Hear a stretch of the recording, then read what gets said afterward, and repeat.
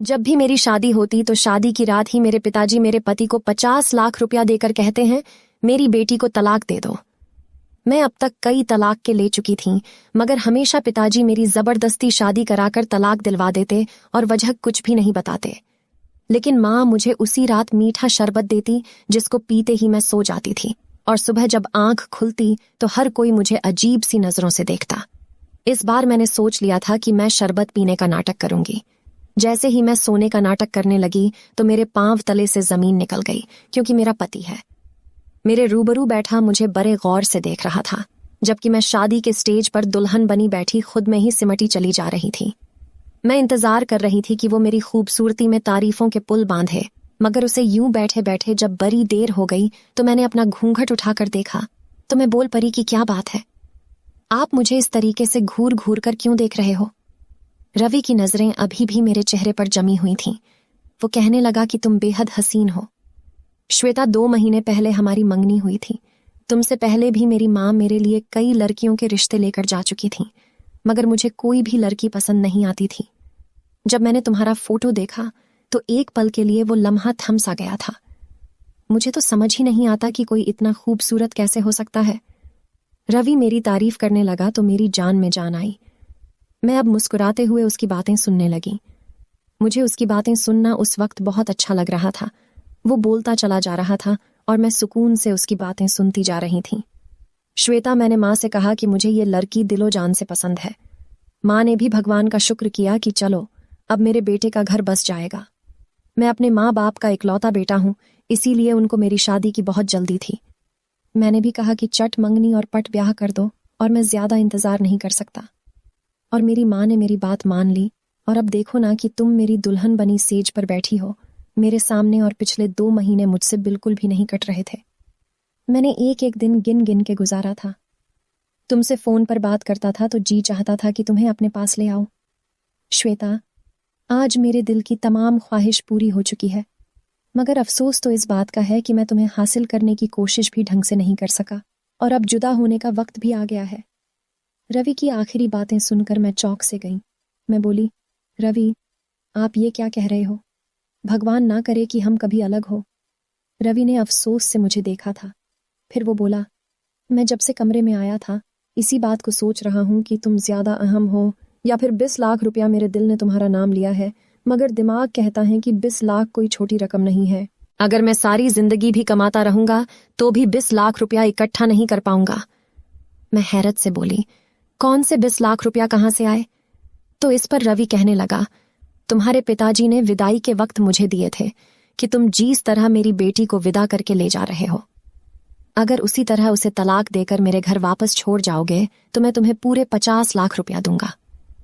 मुझे रवि की बात सुनकर बहुत गुस्सा आ गया था। मैं बोली, आपका दिमाग तो ठीक है ना? मेरे पिताजी मेरी शादी के लिए किस कदर फिक्रमंद थे ये आप नहीं जानते। उन्होंने बड़ी छानबीन कर मेरा रिश्ता तय किया था, क्योंकि पिताजी कहते थे कि श्वेता, ये शादी उम्र भर का बंधन होता है, इसलिए मैं बहुत सोच समझकर तुम्हारी शादी करूंगा। अब ऐसा कैसे हो सकता है कि मेरे ही पिताजी मेरी तलाक दिलवाना चाहते हैं? आप यकीनन मेरे साथ कोई भद्दा मजाक कर रहे हैं, मगर मैं आपको साफ साफ बता दूं, मुझे इस किस्म का मजाक बिल्कुल भी पसंद नहीं।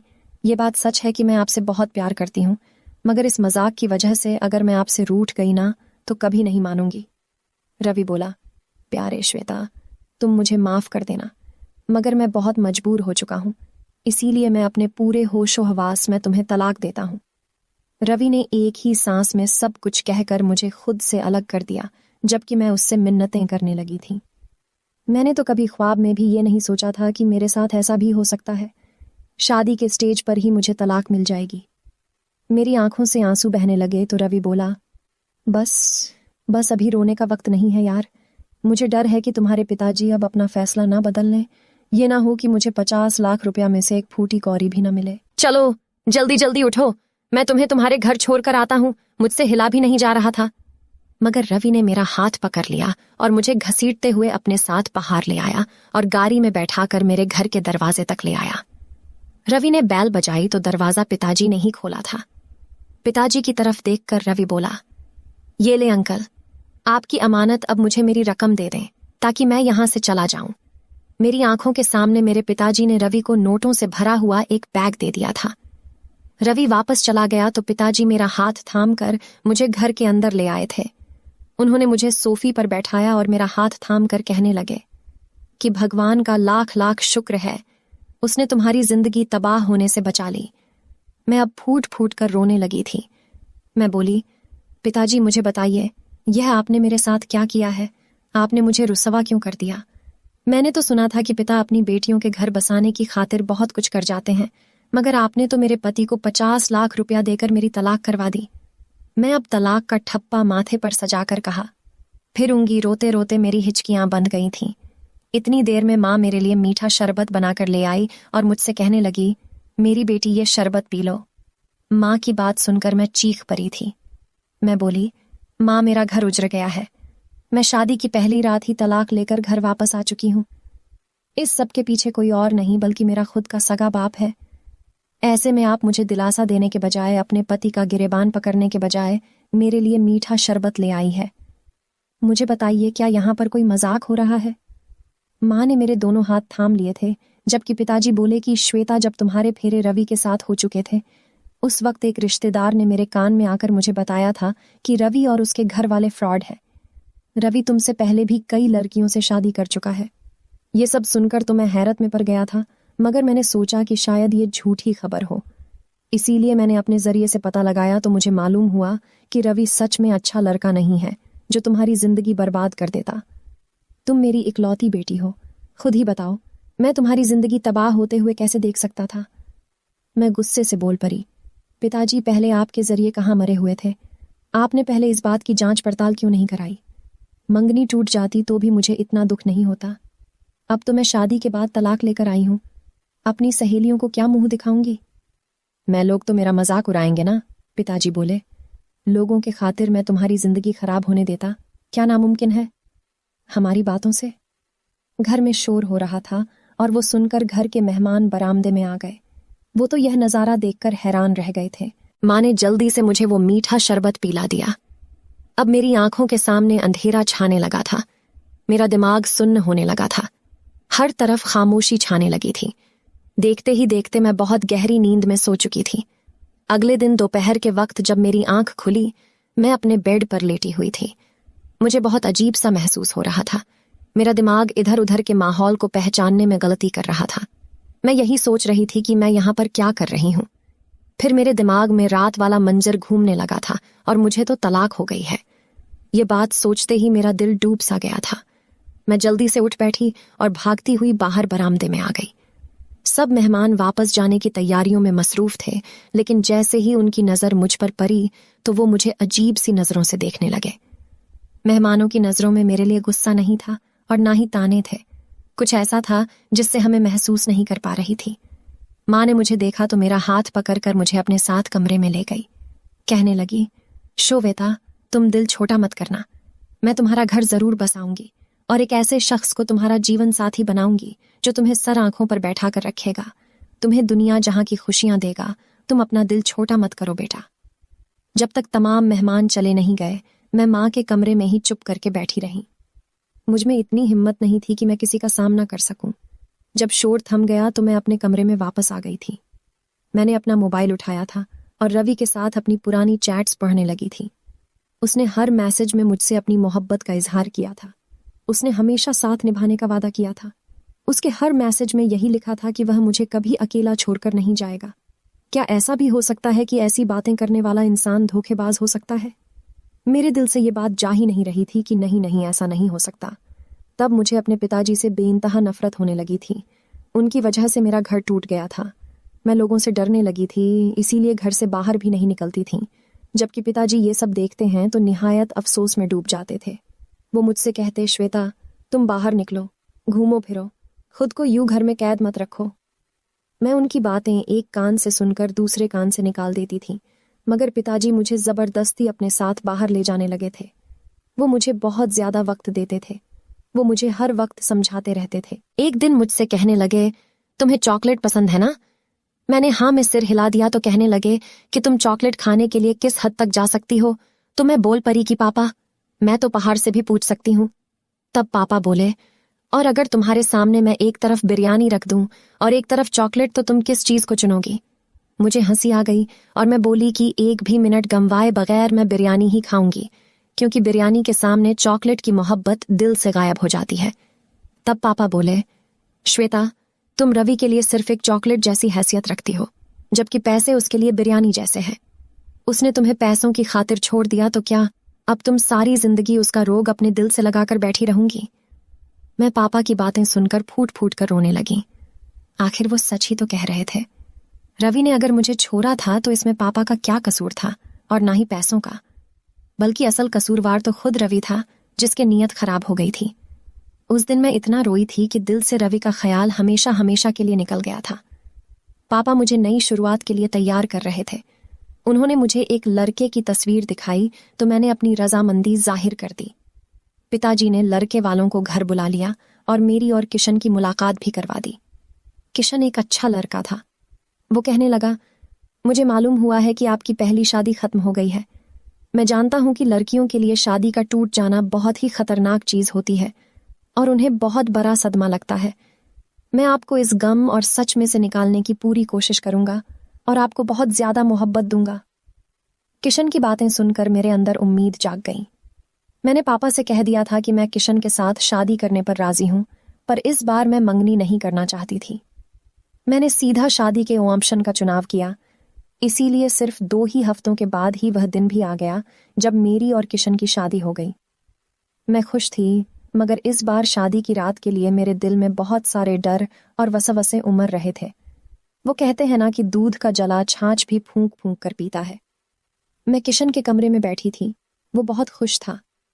मेरे पास आया, मेरा घूंघट उठाया और मेरे हाथ में सोने की अंगूठी पहनाकर बोला, श्वेता, मैं तुम्हें उम्र भर खुश रखने की कोशिश करूंगा। मैं मुस्कुराकर बोली, क्या मुझे आपकी बातों पर यकीन कर लेना चाहिए? किशन ने हमें सिर हिला दिया और बोला, जान की बाजी लगा दूंगा, मगर आपकी आंखों में कभी आंसू नहीं आने दूंगा।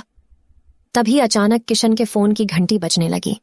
उसने फोन निकालकर कान से लगाया तो उसके चेहरे की मुस्कुराहट अचानक से गायब हो गई। वह कहने लगा, आप ये क्या कह रहे हैं? मैं आपकी बात समझ नहीं पा रहा। फोन करने वाला आदमी उसे कुछ बताने लगा।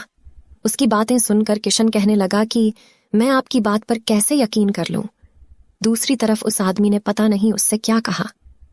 किशन के चेहरे पर अचानक से मुस्कुराहट आ गई। किशन ने फोन बंद कर दिया और मेरा हाथ पकड़कर बोला, श्वेता, मैं तुम्हें डिवोर्स देना चाहता हूं। उसके ये अल्फाज मेरे दिल पर हथौड़े की तरह लगे। मैं गुस्से में बोली, तुम क्या बकवास कर रहे हो? किशन कहने लगा, श्वेता, मैंने 2 साल पहले ही एक प्राइवेट कंपनी में जॉब स्टार्ट की थी। उस कंपनी ने मुझे बहुत बुरे हालात से गुजारा। तनख्वाह भी बहुत कम थी, जबकि मेरे हुनर के सामने इतनी छोटी नौकरी बिल्कुल भी नहीं जचती थी। हालांकि उस कंपनी वालों ने मेरी वजह से बहुत तरक्की की, लेकिन फिर भी मेरी तनख्वाह नहीं बढ़ाई और ना ही मुझे कोई इज्जत दी।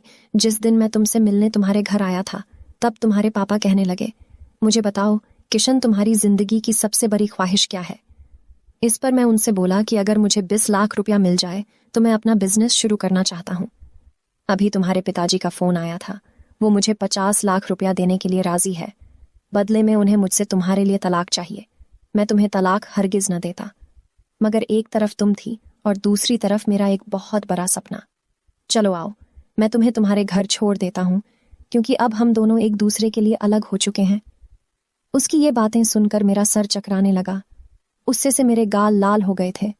मैं दहाड़ कर बोली, नहीं जाना, मुझे तुम्हारे साथ मैं खुद चली जाऊंगी। किशन मुस्कुरा कर बोला, यार, मेरी मजबूरी है कि तुम्हारे पापा ने मुझसे कहा है कि अगर तुम मेरी बेटी को छोड़ने आए तभी तुम्हें पैसे दूंगा। इसीलिए अगर मुझे तुम्हारे साथ जबरदस्ती भी करनी पड़ी तो मैं उससे भी पीछे नहीं हटूंगा। मैंने सर हिला दिया था। मैं कुछ कहे बिना ही किशन के साथ चल पड़ी। जो मर्द मुझे पैसों की खातिर तलाक दे सकता था, फिर वो कुछ भी कर सकता था। घर के दरवाजे पर किशन ने ही बेल बजाई, जबकि पिताजी मुझे देखकर बोले, आ गई मेरी बेटी। वो ऐसे अंदाज में मुझसे पूछ रहे थे जैसे कि कोई बात हुई ही नहीं है। ऐसा लग रहा था जैसे मैं कहीं घूमने गई थी और वहां से वापस आई हूं। मैं कुछ नहीं बोली। पिताजी बाहर निकलकर किशन से बातचीत करने लगे।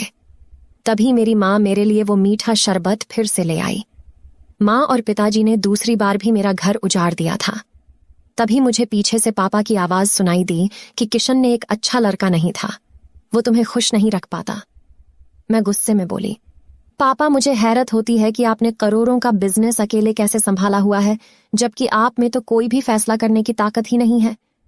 आपको इतना भी नहीं मालूम या आपके सामने बैठने वाला आदमी अच्छा है या धोखेबाज है? आपको अगर किशन पर शक था तो आपने उससे मेरी शादी कराई ही क्यों? मेरी दहाड़ से मेरी माँ हिल गई और कहने लगी, बेटा ये शरबत पी लो, इससे तुम्हें सुकून मिल जाएगा। मैं सिर हिला दिया, मगर माँ ने जबरदस्ती ही मुझे शरबत पिला दिया और शरबत पीते ही मुझे सुकून मिल गया। मुझे नींद आ गई। अगले दिन मैं बहुत देर से उठी थी। दिन निकल आया था। मैं सोकर उठी तो मेरे घर के नौकर मुझे बहुत हैरत से देख रहे थे। मुझे समझ नहीं आता था कि यह सब क्या हो रहा है। अब मैंने खुद को अपने कमरे के अंदर बंद कर लिया था। मैं किसी से मिलती जुलती नहीं थी। पापा एक दिन मेरे पास आए और कहने लगे कि कितने दिन हो गए हैं, मैं तुम्हारा इंतजार करता रहा था कि तुम बाहर आऊंगी, हमारे साथ मिल जाऊंगी, बातें करोगी, मगर तुमने तो हमसे दूरी बना ली। मैंने कहा, पापा मुझे बताइए, आपने मेरे साथ इतना बुरा क्यों किया? आपने मेरी तलाक क्यों करवाई? पापा कहने लगे, बेटा कभी कभार अपनी औलाद की बेहतरी के लिए इंसान को करना पड़ता है, वरना दुनिया में ऐसा कौन सा पिता होगा जो ये चाहेगा कि उसकी बेटी को मुश्किल हालात का सामना करना पड़े। मेरा बस चले तो तुम्हारे पांव भी अपनी हथेली पर रखूं, मगर ये दुनिया है बेटा, यहाँ माल और संतान इंसान की आजमाइश के लिए ही है। मैंने जो कुछ भी किया बड़ी तकलीफ में किया है। मैं हरगिज ऐसा नहीं करना चाहता था। मैंने सर हिला दिया और कहा, पिताजी आखिरी बार था, मैं अब आपको अपने एहसास और अपने जज्बात के साथ खेलने की इजाजत नहीं दूंगी। पिताजी बोले, हाँ हाँ, बिल्कुल वैसा ही होगा जैसा तुम कहोगी। उस दिन के बाद मैं पिताजी और माँ के साथ बैठने लग गई। मेरे दिल में बहुत से सवाल थे। पिताजी मुझे तलाक क्यों दिलाते थे? क्या मेरे दोनों पति बहुत ही बुरे थे? अगर बुरे ही थे तो पिताजी को इसके बारे में पहले से क्यों नहीं पता चलता था? शादी की रात क्या कोई मुखबिर आकर उनको बताता था कि तुम्हारी बेटी का पति अच्छा नहीं है, उसे तलाक दिलवा दो? चलो ये भी मान लिया कि पिताजी को पता चल जाता था, फिर वो 50 लाख की रकम देकर ही मुझे तलाक क्यों दिलवाते थे? मैं अभी इन्हीं सवालों के जवाब ढूंढ नहीं पाई थी कि पिताजी ने मुझसे कह दिया कि वह मेरी तीसरी शादी कराना चाहते हैं। मैं तो पिताजी की बात सुनकर ही आप इसे बाहर हो गई थी। मैं बोली, नहीं नहीं पिताजी, अब बस हो गया। मैं आपको अपनी जिंदगी के साथ खिलवाड़ करने की इजाजत नहीं दूंगी। पिताजी बोले, बेटा आपकी बार मैंने तुम्हारे लिए बहुत अच्छा लड़का ढूंढा है। मैं बोली, पिताजी अगर मेरे लिए लड़का आसमान से भी उतारा जाए तो भी मैं तीसरी बार शादी नहीं करूंगी। पिताजी ने मेरे सामने हाथ जोड़ दिए और फूट फूट कर रोने लगे थे। वो बोले, मैं जब जब तुम्हें उदास देखता हूं तो मेरे दिल के टुकड़े हो जाते हैं। मेरी बेटी मुझे माफ कर दो। मैं अगर तुम्हें यूं ही उदास देखता रहा तो अपनी जान से हाथ धो लूंगा। मैं तो पिताजी की बात सुनकर ही बहुत घबरा गई थी कि वो इस हद तक भी जा सकते हैं। मैं बोली, पिताजी आप मुझे मजबूर ना करें। पिताजी के आंसू थमने का नाम ही नहीं ले रहे थे, इसीलिए मैंने उनकी बात मान ली थी। मैं तीसरी शादी के लिए तैयार हो चुकी थी, मगर इस बार ना तो मेरा दिल और ना ही मेरा दिमाग इस बात की इजाजत दे रहा था कि मुझे तीसरी शादी करनी चाहिए। बस एक मजबूरी थी जो मुझे निभानी पड़ रही थी। मेरी तीसरी शादी की रात भी मेरी दूसरी दोनों शादियों की तरह ही गुजरी थी। मेरे तीसरे पति ने भी मेरे बाप के कहने में आकर मुझे तलाक दे दी थी। मैं गम और गुस्से से पागल हो गई थी। मुझे समझ नहीं आता था कि क्या करूं और क्या ना करूं। दिल चाहता था कि पूरी दुनिया को आग लगा दूं और अपने बाप के घर से भाग जाऊं। मेरा तीसरा पति भी मुझे मेरे पिताजी के घर छोड़कर चला गया था। आप मुझे अपने पिताजी से नफरत हो गई थी। पिताजी अगर ये सब कर रहे थे तो माँ उन्हें क्यों नहीं रोकती थी और वह मेरे लिए मीठा शरबत लेकर हाजिर क्यों हो जाती थी? 1 महीना ही सुकून से गुजरा होगा कि पिताजी ने फिर से मेरी शादी की रट लगा ली। वो कहने लगे, मेरी प्यारी बेटी, मैं तुम्हारा घर बसाना चाहता हूं। मैं गुस्से में बोली, मैं आपके मुंह से दोबारा ये अल्फाज नहीं सुनना चाहती। तो पिताजी कहने लगे, अगर मेरी बेटी का घर नहीं बच सकता तो मेरा घर भी क्यों बसे? मैं तुम्हारी माँ को तलाक देकर उसको खुद से अलग कर दूंगा। मैं पिताजी की तरफ बड़ी हैरत से देखने लगी। क्या यह उनकी मोहब्बत थी मेरे लिए, या फिर वह मुझे ब्लैकमेल कर रहे थे? मगर क्यों, और क्यों अब मेरे होशो हवास पर सवार हो गया था? इसका जवाब मुझे चाहिए ही चाहिए था। इसीलिए मैं बोली, पिताजी ठीक है, मैं शादी करने के लिए तैयार हूं। पिताजी ने मेरे लिए लड़का तो पहले ही ढूंढ रखा था, बस मेरी तरफ से इजाजत मिलने की ही देर थी। मेरी शादी कर दी गई थी। मैंने लड़के की सिर्फ तस्वीर देखी थी। पिताजी कह रहे थे कि शादी से पहले एक बार मिल लो, मगर मैंने इनकार कर दिया था क्योंकि मैं जानती थी कि इस शादी का अंजाम भी तलाक पर ही होना था। खैर, तय किए गए मुहूर्त के अनुसार मेरी शादी हो गई और मैं अपने चौथे पति की सेज पर बैठी थी। सचिन मेरे पास आया तो कहने लगा, श्वेता, मैं ये नहीं पूछूंगा कि तुम्हारी 3 तलाक क्यों हुई है।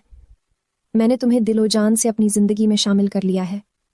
मैं मुस्कुरा कर बोली, तुम फिक्र मत करो, तुम्हें थोड़ी ही देर में पता चल जाएगा कि मुझे 3 बार तलाक क्यों हुई थी। वो हैरत से मुझे देखता रहा और फिर हमारे कमरे के दरवाजे पर दस्तक हुई। तभी सचिन ने उठकर दरवाजा खोला। वो बाहर निकल गया था, जबकि मैं धड़कते दिल पर काबू पाकर उसका इंतजार कर रही थी कि ना जाने अब क्या होगा। तब सचिन कमरे में आया और कहने लगा, श्वेता, तुम्हारे पापा ने एक आदमी को भेजा था। वो कह रहा था कि मैं तुम्हें तलाक दे दूं तो वो मुझे 50 लाख रुपया देंगे, मगर मैं अपनी बीवी को अपनी इज्जत समझता हूं और पैसों के लालच में तलाक नहीं दे सकता। यह बात मेरी गैरत के खिलाफ है। मैं बड़ी हैरत से अपने पति को देख रही थी। क्या मर्द ऐसे भी होते हैं जो अपने शब्दों पर जमे रहे, जिनको पैसे का लालच तोड़ ना सके, जिनको पैसों का लालच तोड़ ना सके? मैं सचिन को आजमाने की खातिर बोली, सचिन, मेरी पहली तलाक भी इसी वजह से हुई थी। मेरे पति मुझे पैसों की खातिर छोड़कर चला गया था। आप क्यों इतनी अच्छी डील अपने हाथों से गंवा रहे हैं? वह मुस्कुरा कर बोला, जिंदगी में पैसा ही सब कुछ नहीं होता। पैसा तो हाथों का मेल होता है। मेरे माँ बाप और मेरी बीवी ही मेरी पूरी दुनिया है, ना कि पैसा। सचिन की बातें सुनकर मुझे लगा था कि मेरा दिल खुशी से फट जाएगा। फिर मैं बोली, सचिन, एक बात कहूं? इस बार उसने हाँ में सिर हिला दिया तो मैं बोली, मैं इस चीज से बेखबर हूं कि मेरे पिताजी ने मेरे साथ ये सब क्यों किया। मैं अब हकीकत मालूम करना चाहती हूँ, इसीलिए आप मेरे साथ चलें और यह जाहिर करें कि मुझे तलाक दे चुके हैं। फिर सब कुछ पता चल जाएगा। सचिन ने मेरी बात मान ली और हम मेरे माता पिता के घर चले गए। पिताजी सचिन से बात करने लगे, जबकि मैं घर में आकर रोने लगी थी। माँ ने मुझे फिर से वो मीठा शरबत ला दिया। मैंने उनसे नजर बचाकर शरबत गिरा दिया और कुछ सोने का नाटक करने लगी थी। अभी मुझे 10 मिनट ही गुजरे थे कि हमारे घर में बहुत से लोग आने लगे थे। पहले तो एक नर्स आई थी। उसने मेरा चेकअप किया तो कहने लगी, इसको फिर से पागलपन का दौरा पड़ा है। ये लड़की मर्द को अपने इर्द गिर्द बर्दाश्त नहीं कर सकती, तो आप इसकी शादी करते ही क्यों हैं? ये अपने आप को नुकसान पहुंचाने लगेगी, तब आपको सुकून मिलेंगे। फिर एक वकील घर में आ गया। पिताजी ने नर्स की कही हुई बातें वकील को बता दी थीं। नर्स ने भी वही बात वकील के सामने दोहराई थी। फिर सचिन को भी वहीं पर बुला लिया गया था। वो कहने लगा, वकील साहब, मैं जैसे ही कमरे में पहुंचा, मेरी बीवी ने मुझ पर हमला कर दिया और मुझे मारने पीटने लगी। फिर बोली, तलाक दे दो, नहीं तो मैं अपनी जान दे दूंगी। इसीलिए मैंने तलाक दे दी। ऐसा मुझे श्वेता के पिताजी ने कहने के लिए कहा था, मगर मैंने ऐसा नहीं किया। मेरी पत्नी बिल्कुल ठीक ठाक है। मैं भी उठ बैठी थी और वकील साहब से बोली, ये सब मेरे खिलाफ साजिश है। मेरे पिताजी ने 3 बार मुझे तलाक दिलवा आई है। वकील ने सर हिला दिया और बोला, श्वेता, आपके सगे पिताजी ने मरने से पहले अपनी सारी जायदाद आपके नाम करती थी, मगर उनकी वसीयत में ये शर्त थी कि जब तक आपका घर नहीं बस जाता, ये जायदाद आपके नाम पर ट्रांसफर नहीं हो सकती। आपका सौतेला बाप शायद इसीलिए यह खेल खेल रहा होगा। वो हर बार आपको तलाक दिलवाकर मुझे बुला लेता था और कहता था कि मेरी बेटी घर बसाने के काबिल नहीं है, उसके साथ जहनी मसला है, और फिर ऐसा ही बयान आपका पति भी देता था। मैं हक्का बक्का रह गई थी। क्या सच में यह इंसान जिसको मैंने सारी जिंदगी पिताजी की तरह चाहा, वो मेरा सगा बाप नहीं था? मैं बोली, माँ, अगर ये शख्स मेरा सगा बाप नहीं था तो क्या हुआ? आप तो मेरी सगी माँ थी ना, फिर आपने ये सब क्यों किया? इस पर सचिन कहने लगा, मैं बताता हूं, तुम्हारी माँ ने तुम्हारे पिताजी के साथ रहते हुए इस शख्स के साथ मोहब्बत की नजदीकियां बढ़ा ली थीं और फिर उसके साथ घर से भागकर डिवोर्स ले ली थीं। तुम्हारे सगे बाप इसी सदमे में चल बसे थे, इसीलिए उन्होंने ऐसी वसीयत की थी। तुम्हारी माँ की आंखों से शायद अभी तक इस शख्स की मोहब्बत की पट्टी नहीं उतरी है, जो यह तुम्हारे साथ ये सब करने से बाज नहीं आई। मैं फूट फूट कर रोने लगी थी। आज मैं भरी दुनिया में तन्हा रह गई थी। सचिन ने ही मुझे सहारा दिया था। मैंने अपने माता पिता के खिलाफ धोखाधड़ी का केस दर्ज कर लिया था। उनको पुलिस पकड़ कर ले गई। जिन लोगों ने मुझ पर रहम नहीं किया, भला मैं उन पर तरस कैसे खा सकती थी? फिर जब तक इन लोगों को सजा नहीं मिल जाती, इन लोगों की हरकतें बदलने वाली नहीं थीं। सारी जायदाद मेरी हो चुकी है। मैं और सचिन ही हर चीज का ख्याल रखते हैं। सच है कि पैसा बहुत बुरी आजमाइश है। ये अपने सगे लोगों का खून सफेद कर देता है। दोस्तों, उम्मीद करती हूँ आपको हमारी कहानी पसंद आई होगी। कहानी पसंद आई है तो वीडियो को लाइक करें, चैनल पर नहीं है तो चैनल को सब्सक्राइब करें और हाँ, नोटिफिकेशन बालकों जरूर दबाएं ताकि अगली अपडेट सबसे पहले आपको मिले।